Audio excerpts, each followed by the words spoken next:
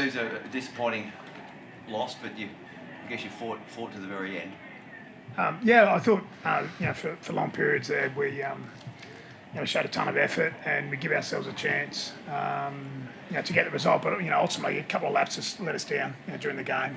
Probably 3 or 4 times where we just missed the mark a little bit, and that, they were good enough to make us pay. So I was really proud of the effort and the fight, but obviously disappointed ultimately because we lost. Bailey, you seemed like you had the momentum in the first half. You looked the more expansive of the two sides, but then they went bang bang and suddenly they're up 8-0 at half time. Yeah, exactly. So, as Siebes mentioned, there are periods where there's a lot to like about the footy we're playing and the resilience we're showing, and to be 0-0 after 30 minutes against a great side is a really, really great achievement, and that's the foundation that we set, and we just didn't capitalise. And as Siebes mentioned, there's just small periods in the game where we're just not getting it right, and ultimately it's leading to tries being conceded. So there's a lot to like, and we really weren't far off today, but it just wasn't enough. How much did those late 2 tries in the first half change No, it didn't change at all. We felt as though for the bulk of that half we were on top, and it was just tidying up a couple of things, which we spoke to, those points, but that was regardless of the 2 late tries. And we felt as though if we came out and had a 20 minutes like we did to start the game, then we'd be close enough on the scoreboard, and ultimately we were. A little bit lucky there with potentially a couple of intercepts, but we gave ourselves a chance to get back into the game. As I said, just the disappointing thing is there was a ton of effort, and then just 2 or 3 times where we made errors, they were able to capitalise on the back of that. What did you guys think? It looked great. You got multiple scores and you got a bit of a run on, but it was a bit concerning to go sort of 51 minutes without getting on the board.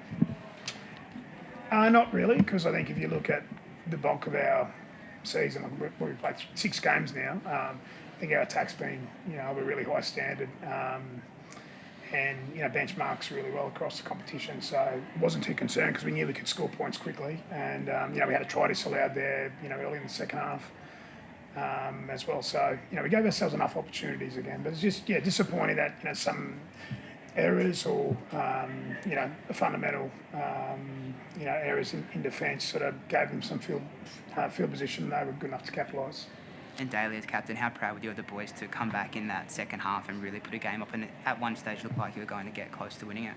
Yeah, for sure. I mean, that's obviously the part that we're sort of speaking about is the effort, like to continue to fight till the death and to have the ball with the last set, trying to get a try to equal it's something to be proud of, considering how long to go looked like we were dead and buried. So really proud of our effort.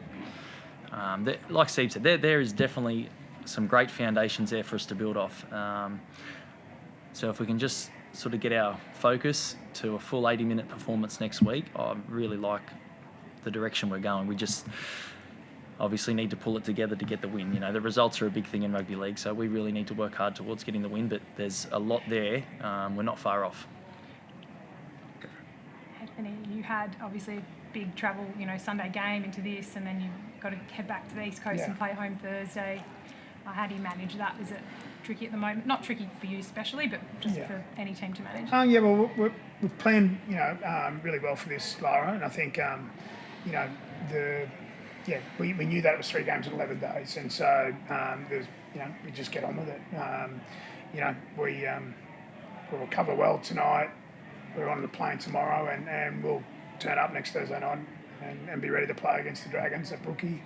So it's disappointing the last couple of weeks have been. I thought there was a ton more effort tonight, and we had a really good start, winning 3 of our first 4 games. So look, we're not a million miles away. We showed some really good things over the first 6 weeks, but there's some areas of our game that we want to keep getting better with, and probably cost us tonight. Sharks are a good side, aren't they? They've been top 4 the last couple of seasons for a reason, so they made us pay a couple of times. I'm sorry if someone's asked this, but how is Hamole?